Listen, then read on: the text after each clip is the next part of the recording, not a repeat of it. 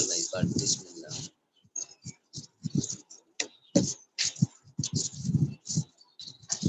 کتاب ختم ہونے کو ہے کتاب کا۔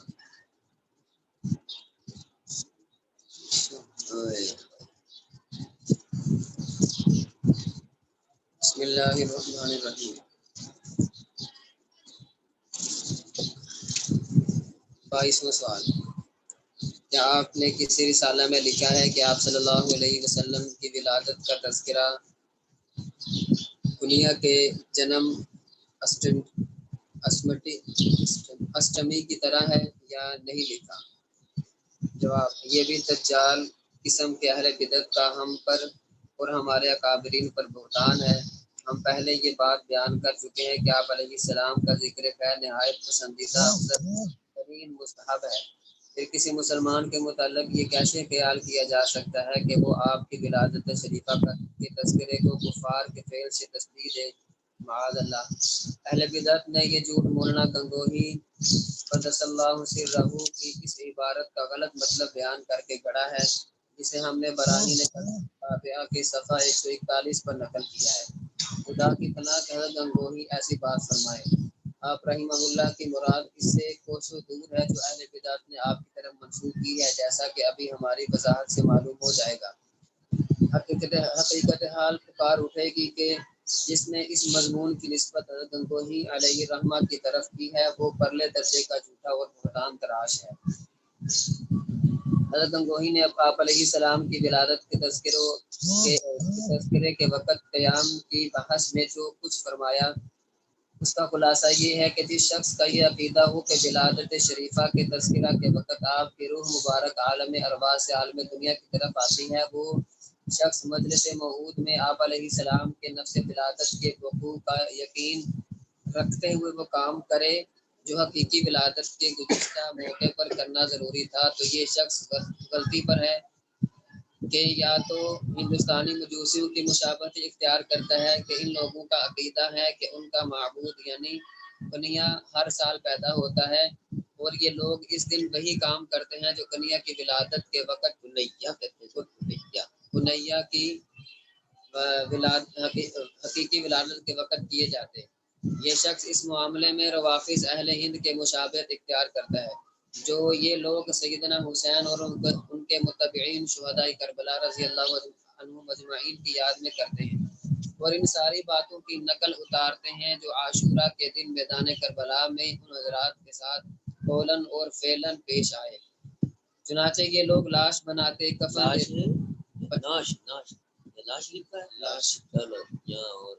ناش بناتے، کفن دیتے، قبر بنا کر اس میں دفناتے، جنگ و قتال کے جھنڈے اٹھاتے، کپڑوں کو خون میں رنگتے اور ان پر نوحے کرتے ہیں۔ اسی طرح کی دیگر خرافات ہوتی ہیں۔ جس شخص نے ہمارے ملک میں ان کی یہ حالت دیکھی ہے ان پر بات چھپی ہوئی نہیں ہے۔ حضرت گنگوہی رحمہ اللہ کی عبارت کا ترجمہ یہ ہے، مجلس موعود میں قیام کی یہ وجہ بیان کرنا کہ آپ صلی اللہ علیہ وسلم کی روح مبارک عالم ارواح سے عالم دنیا کی طرف تشریف لاتی ہے، اس لیے حاضرین مجلس اس کی تعظیم میں کھڑے ہوتے ہیں، تو یہ بھی ان لوگوں کی حماقتوں میں سے ایک حماقت ہے، کیونکہ اس وجہ کا تقاضا تو یہ ہے کہ جب نفس ولادت شریفہ پائی جائے تو اس وقت قیام کیا جائے، تو بتایا جائے کہ ان دنوں میں ولادت شریفہ بار بار کیسے ہوتی ہے۔ لہذا ولادت شریفہ کے بار بار ہونے کا قائل ہونا یا تو مجوس ہند کے فعل کے مشابہ ہے کہ وہ اپنے معبود کنیا کی اصل ولادت کی پوری نقل اتارتے ہیں، یا پھر روافظ کے مشابہ ہے کہ وہ ہر سال شہادت اہل بیت کی قولاً و فعلاً نقل اتارتے ہیں، تو معاذ اللہ اہل بدعت کا یہ فعل حقیقی ولادت کی نقل بن گیا، اور بلا شک و شبہ یہ حرکت قابل ملامت، ناجائز اور فسق ہے۔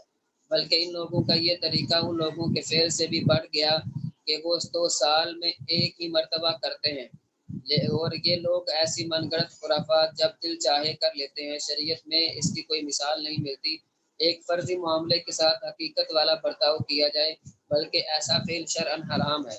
حضرت گنگوہی کا کلام مکمل ہوا۔ اے اہل عقل، آپ غور فرمائیں، حضرت شیخ گنگوہی قدس اللہ سرہ نے تو ہندوستان کے جہلاء کے اس جھوٹے عقیدے کا رد کیا ہے کہ جو ایسے فاسد خیالات کی بنا پر قیام کرتے ہیں اس پوری عبارت میں کہیں بھی مجلس ذکر ولادت شریفہ کو مجوس یا روافظ کے فعل سے تشبیہ نہیں دی گئی۔ اللہ کی پناہ کہ ہمارے اکابر ایسی بات کہیں، لیکن ظالم لوگ اہل حق پر بہتان باندھتے ہیں اور اللہ کی نشانیوں کا انکار کرتے ہیں۔ سب میلاد کی بحث۔ 23واں سوال، کیا شیخ اجل علامہ زمان مولوی رشید احمد گنگوہی نے یہ کہا ہے کہ اللہ تعالیٰ جھوٹ بولتا ہے؟ معاذ اللہ، ایسا کہنے والا گمراہ ہے یا یہ ان پر بہتان ہے؟ اگر یہ بہتان ہے تو بریلوی کی اس بات کا کیا جواب ہے کہ اس کے پاس مولانا مرحوم کے اس فتوے کی نقل موجود ہے جس میں یہ بات لکھی ہے؟ جواب، علامہ زمان یکتا دوران عالم بے بات سمجھ آ گئی نا؟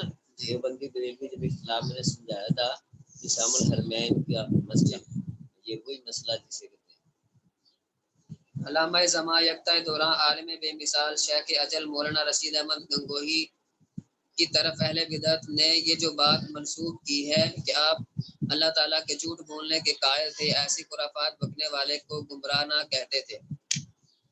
آپ رحمت اللہ علیہ پر بالکل جھوٹ بولا گیا ہے، اور یہ ان جھوٹے بہتانوں میں سے ایک ہے جو جھوٹے شیاطین دجالوں نے محض دشمنی کی وجہ سے آپ اپنی طرف سے گڑے ہیں۔ اللہ ان لوگوں کو برباد کرے، یہ کہاں پلٹے جا رہے ہیں۔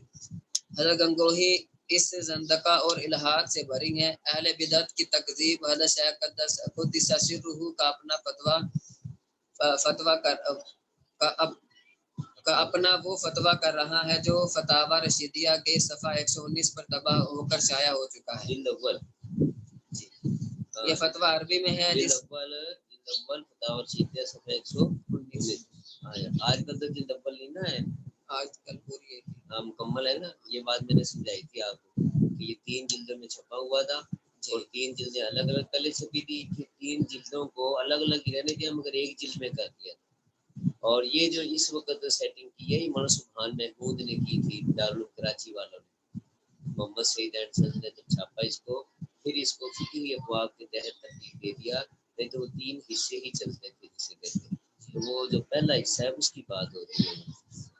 یہ فتویٰ عربی میں ہے جس پر مکہ مکرمہ کے علماء کی تصحیحات و تصدیقات مہر کے ساتھ موجود ہے۔ میں نے یہاں آپ کو بات بتائی تھی کہ فتاوی رشیدیہ میں اس مسئلے سے متعلق 3 فتوے ہیں، ایک عربی میں ہے، 2 اردو میں ہے اور ایک آپ کا ملفوظ ہے، ٹھیک ہے۔ 4 باتیں جس میں فتاوی رشیدیہ میں ہے اور ان سب میں یہ بات ہے کہ ایسا شخص کافر ہے، اور میں امکان کذب کے عقیدے کو صحیح نہیں سمجھتا۔ یہ 4 باتیں فتاوی رشیدیہ جو ہمارے پاس اس میں سوال یہ ہے، شروع اللہ کے نام سے جو بڑا مہربان اور نہایت رحم کرنے والا ہے۔ ہم اللہ تعالیٰ کی تعریف کرتے ہیں اور اس کے رسول کریم صلی اللہ علیہ وسلم پر درود بھیجتے ہیں۔ آپ اس مسئلہ کے بارے میں کیا فرماتے ہیں کہ اللہ تعالیٰ صفت کس کے ساتھ متصف ہو سکتا ہے یا نہیں؟ اور جس شخص کا یہ عقیدہ ہو کہ اللہ تعالیٰ جھوٹ بولتا ہے اس کا کیا حکم ہے؟ فتویٰ عنایت فرما کر اجر حاصل کریں۔ جواب، اللہ تعالیٰ اس بات سے پاک اور منزہ ہے کہ صفت کذب کے ساتھ متصف ہو، بلکہ اس کے کلام میں جھوٹ کا شائبہ تک نہیں ہے، جیسا کہ باری تعالیٰ خود فرماتے ہیں، اللہ سے زیادہ بات کا سچا کون ہو سکتا ہے؟ جو شخص یہ عقیدہ رکھے یا زبان سے کہے کہ اللہ تعالیٰ جھوٹ بولتا ہے تو ایسا شخص کافر، قطعی ملعون اور کتاب و سنت و اجماع امت کا مخالف ہے۔ ہاں البتہ اہل ایمان کا یہ عقیدہ ضرور ہے کہ قرآن کریم میں اللہ نے فرعون، حامان، ابو لہب کے بارے میں جو یہ ارشاد فرمایا ہے کہ یہ جہنمی ہے، تو یہ حکم قطعی ہے، اللہ تعالیٰ اس کے خلاف کبھی نہ کرے گا، لیکن اللہ تعالیٰ ان کو جنت میں داخل کرنے پر قادر ضرور ہے، عاجز نہیں۔ ہاں البتہ اپنے اختیار سے ایسا کرے گا نہیں۔ چنانچہ فرمان باری تعالیٰ ہے کہ اگر ہم چاہتے تو ہر شخص کو پہلے ہی اس کی ہدایت دے دیتے، لیکن یہ بات ہماری طرف سے طے ہو چکی ہے کہ میں جہنم کو جنات اور انسانوں سب سے بھر دوں گا۔ اس آیت سے ثابت ہوا کہ خدا تعالیٰ چاہتا تو سب کو مومن بنا دیتا، لیکن وہ اپنے قول کے خلاف نہیں کرتا، اور یہ سب اختیار سے ہے، استرار سے نہیں، کیونکہ وہ فاعل مختار ہے، جو چاہتا ہے کرتا ہے۔ یہی عقیدہ امت کے تمام علماء کا ہے، جیسا کہ بزادی نے اللہ تعالیٰ کے فرمان ان تغفر لہم کے تحت لکھا ہے کہ شرک کا معاف نہ ہونا وعید کا مقتضا ہے، لہذا اس میں لذات ہی کوئی امتناع نہیں۔ واللہ اعلم بالصواب۔ یہ فتویٰ رشید احمد گنگوہی نے لکھا.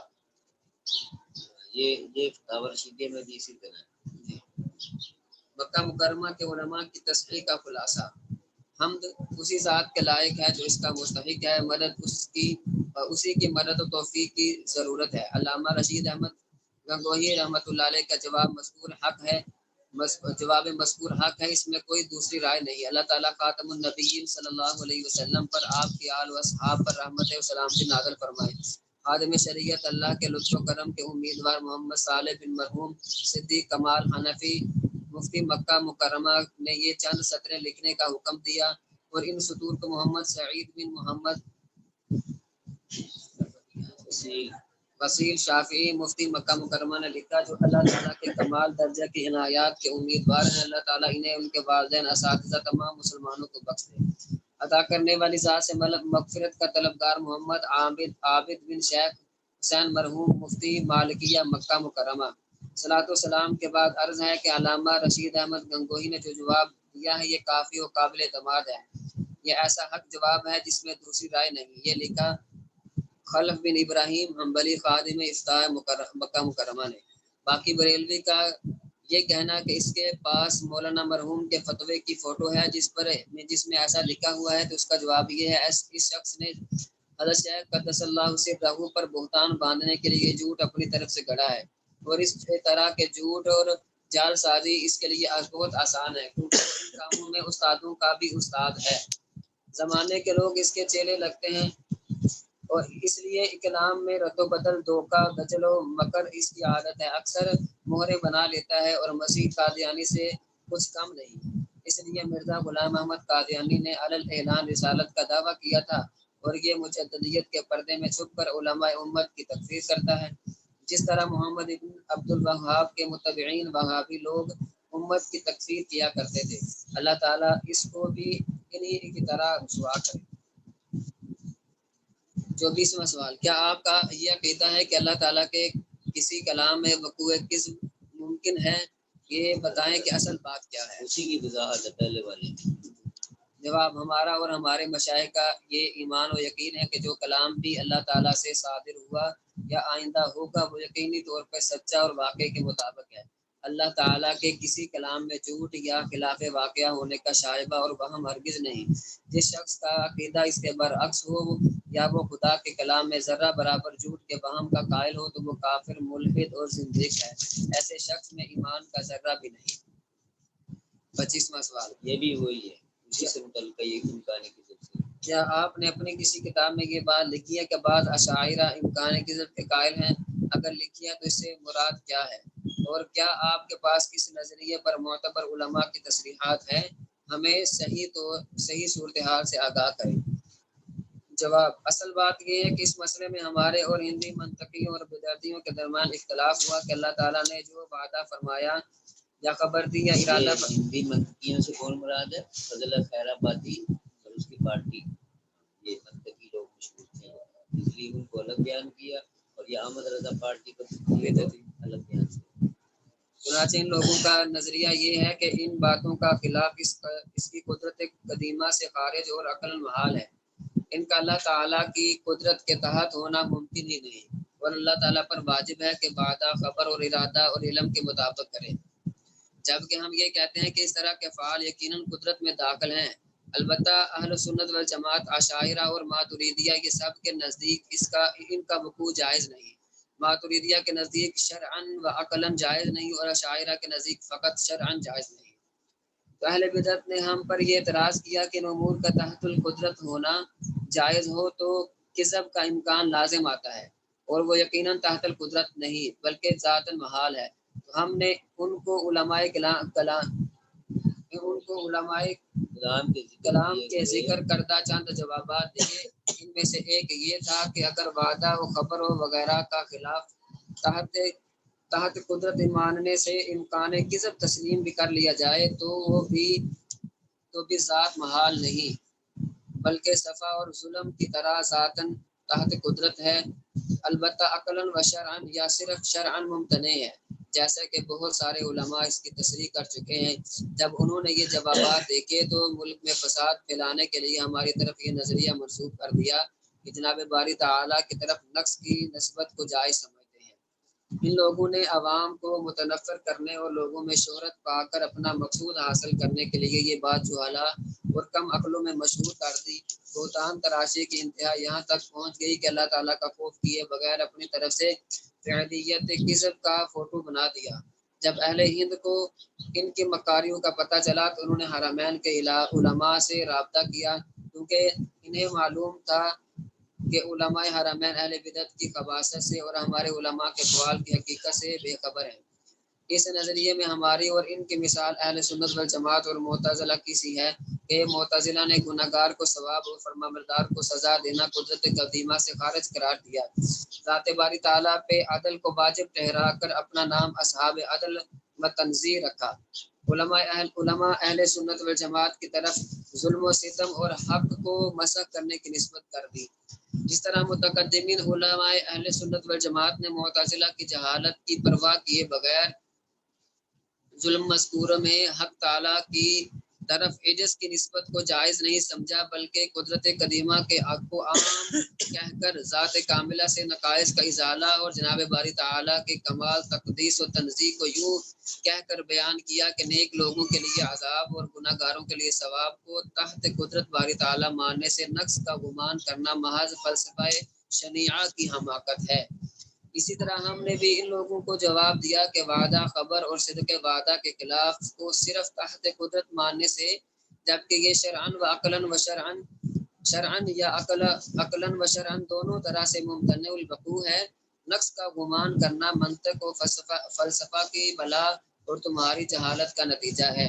بس اہل بدعت نے تنزیہ کے لیے جو کیا سو کیا، لیکن اللہ تعالیٰ کے عام و کمال قدرت کا خیال نہ رکھ سکے، جبکہ ہمارے اسلاف اہل سنت والجماعت نے دونوں باتوں یعنی قدرت عام اور تنزیہ تام کو ملحوظ رکھا۔ یہ وہ مختصر مضمون ہے جسے ہم نے براہین قاطعہ میں ذکر کیا ہے۔ آپ کے سامنے اس موقف پر چند معتبر کتب کے حوالہ جات پیش خدمت ہیں۔ نمبر 1، شرح مواقف میں علامہ سید شریف الجرجانی فرماتے ہیں تمام معتزلہ و خوارج کا کہنا ہے کہ گناہ کبیرہ کا مرتکب اگر بغیر توبہ کیے مر جائے تو اللہ تعالیٰ پر واجب ہے کہ ضرور عذاب دے۔ اللہ تعالیٰ کا ایسے شخص کو معاف کرنا ان کے نزدیک جائز نہیں۔ یہ لوگ اپنے اس موقف پر 2 دلیلیں بیان کرتے کیوں سو رہے ہو بھائی؟ پہلے یہ کہ اللہ تعالیٰ نے کبیرہ گناہوں پر عذاب و سزا کی خبر دی ہے۔ اگر اللہ تعالیٰ مرتکب کبیرہ کو سزا نہ دے، معاف کر دے تو وعید کے خلاف اور قبر میں کذب لازم آئے گا، اور یہ محال ہے۔ اس کا جواب یہ ہے کہ خبر و وعید سے زیادہ عذاب کا وقوع لازم آتا ہے، نہ کہ وجوب، جس میں ہماری گفتگو ہے، کیونکہ بغیر وجوب کے محض وقوع عذاب ماننے میں نہ خلف ہے نہ کذب۔ اب کوئی یہ نہ کہے کہ اس موقف سے خلف اور کذب کا جواز لازم آئے گا، اور یہ بھی محال ہے، کیونکہ ہم کہتے ہیں کہ ہم اس کا محال ہونا نہیں مانتے، اور یہ محال ہوگا کیسے؟ کیونکہ یہ خلف اور کذب ان ممکنات میں داخل ہے جس کو قدرت باری تعالیٰ شامل ہے۔ نمبر 2، علامہ تفتازانی نے شرح المقاصد کی قدرت کی بحث کے آخر میں یوں لکھا ہے کہ اللہ دوسری کتاب کا حوالہ جی، اللہ رب العزت کی قدرت کے منکر چند گروہ ہیں۔ ان میں سے ایک گروہ نظام اور اس کے یہ نظام سے کیا مراد ہے؟ نظام اس کے متبعین کا ہے۔ ان کا کہنا ہے کہ اللہ تعالیٰ جہل، کذب، ظلم اور اسی طرح کے دیگر کبھی افعال پر قادر نہیں، کیونکہ ان افعال کا پیدا کرنا اگر اس کی قدرت میں داخل ہو تو حق تعالیٰ سے ان کا صدور بھی جائز ہوگا، جبکہ ان کا صدور جائز نہیں، کیونکہ اگر باوجود علم کبھی کے بے پرواہی کے سبب صدور ہوگا تو صفا لازم آئے گا، اور علم نہ ہوگا تو جہل لازم آئے گا۔ اس کا جواب یہ ہے کہ ہم اس بات کو تسلیم ہی نہیں کرتے کسی چیز کی نسبت اللہ کی طرف ہو اور وہ کبھی ہو، اس لیے اپنی ملک میں تصرف کرنا کبھی نہیں ہوتا۔ بالفرض اگر اس بات کو تسلیم کر بھی لیا جائے کہ کبھی کی نسبت کبھی ہے تو قدرت حق امتناع صدور کے منافی نہیں، کیونکہ ممکن ہے کہ ایک چیز قدرت کے تحت داخل ہو لیکن کسی معنی کے وجود یا باعث صدور کے مفقود ہونے کی وجہ سے اس کا وقوع ممتنع ہو۔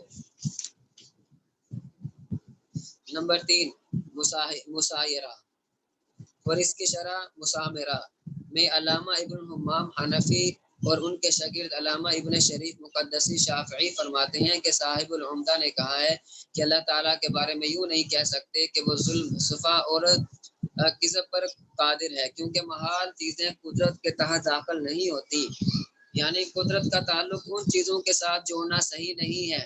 ہاں، معتزلہ کے نزدیک اللہ تعالیٰ افعال مذکورہ پر قادر ہے مگر کرے گا نہیں۔ صاحب العمدہ کا کلام ختم ہوا۔ اب علامہ کمال الدین فرماتے ہیں کہ صاحب العمدہ جو معتزلہ کا موقف نقل کیا ہے وہ پلٹ ہو گیا ہے، اس لیے اس بات میں کوئی شک نہیں کہ افعال مذکورہ سے قدرت کا سلب کرنا یہ عین مذہب معتزلہ ہے، اور یہ موقف کہ افعال مذکورہ پر قدرت تو ہو لیکن باختیار خود ان کا وقوع نہ کیا جائے، یہ موقف حضرات اشاعرہ کے زیادہ مناسب ہے بنسبت معتزلہ کے۔ اور ظاہر بات ہے کہ کسی قول مناسب یعنی مذہب اشاعرہ سے اللہ تعالیٰ کی پاکی اور تقدیس کا اظہار زیادہ ہوتا ہے۔ یہ بات تو طے شدہ ہے کہ ظلم، صفا اور کذب جیسے کبھی افعال جو ذات باری تعالیٰ کی شان نہیں، ان کا ارتکاب نہ کرنا ہی اصل پاکی اور تقدیس ہے۔ اب عقل کا امتحان ہے کہ یہ فیصلہ کرے کہ دونوں صورتوں میں سے کس صورت کو اللہ تعالیٰ کی پاکی و تقدیس میں زیادہ دخل ہے۔ آیا اس صورت کو کہ مذکورہ تینوں افعال پر قدرت کو تو مانا جائے لیکن اپنے ارادے سے اور اپنے احتیاط کے پیش نظر اس کو ممتنع الوقوع مانا جائے، یا اس صورت کو کہ ان تینوں افعال پر خدا تعالیٰ کی قدرت کا ہی انکار کر دیا جائے، تو ان دونوں صورتوں میں سے جس صورت کو اللہ تعالیٰ کی پاکی و تقدیس میں زیادہ دخل ہو اسی کا قائل ہو جانا چاہیے، اور وہ صورت حضرات اشاعرہ کا مذہب ہے، یعنی امکان بالذات اور امتناع بالاختیار۔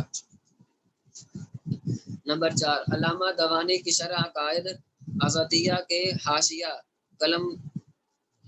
قلموی میں اس مسئلہ کا خلاصہ یہ ہے کہ یہ کہنا کہ کلام لفظی میں امکان کذب سے نقص و عیب لازم آتا ہے جو کہ کبھی ہے، یہ بات اشاعرہ کے ہاں مسلم نہیں، اس لیے محقق شریف نے کہا ہے کہ امکان کذب ممکنات میں سے ہے، اور انبیاء علیہ السلام اور علماء کرام کے اجماع کی وجہ سے اس بات کا یقینی طور پر علم ہونا کہ اس کے کلام میں جھوٹ کا وقوع نہیں ہوا، یہ بذات امکان کذب کے منافی نہیں، جس طرح باقی تمام علوم عادیہ بذات امکان کذب کے باوجود حاصل ہوا کرتے ہیں۔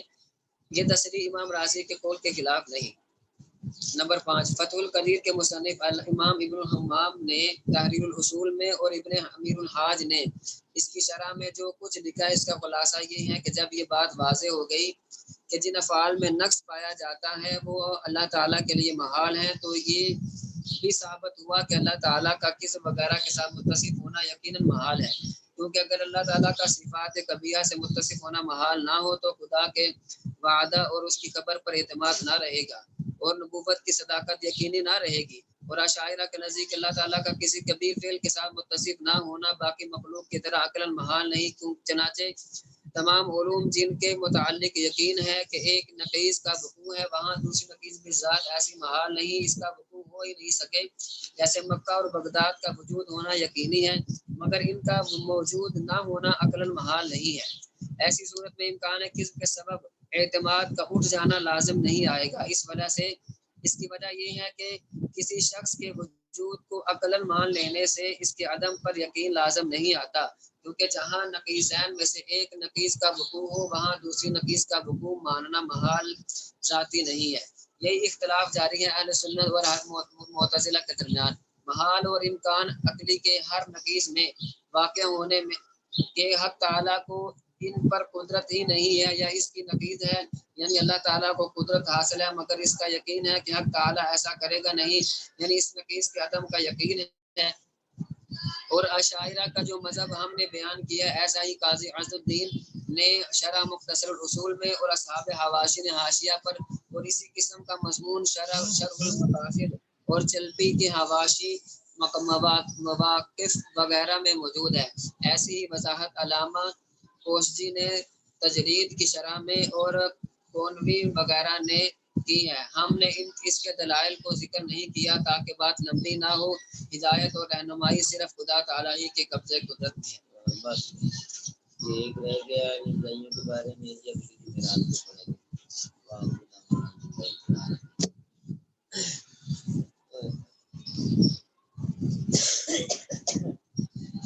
آج چھٹی کرنے کا دل کر رہا تھا میرا، کیا ہے اللہ.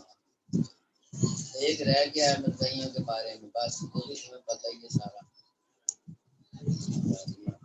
باقی یہ جو جنہوں نے تقریریں کی ہیں ان کا ہے. جاؤ کہاں گئے سارے طالب علم؟ سر جی ڈیوٹیاں لگی ہیں، ڈیوٹیاں لگی ہیں اس بات کی.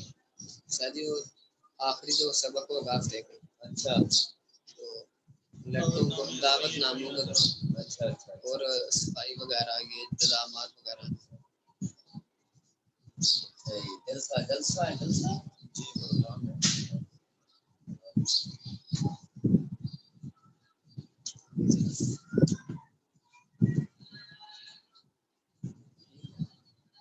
تم فارغ ہی ہو؟ کام ہے تمہیں؟ ویسے آپ کا سبق ہو جانا وہ. اچھا چلو جاؤ جاؤ جو مرضی کرو، جہاں مرضی کرو.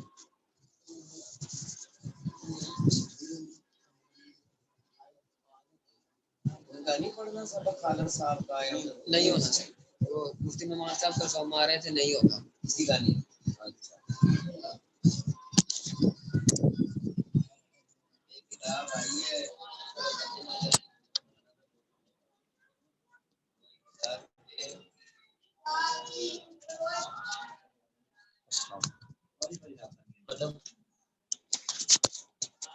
بات سنیں.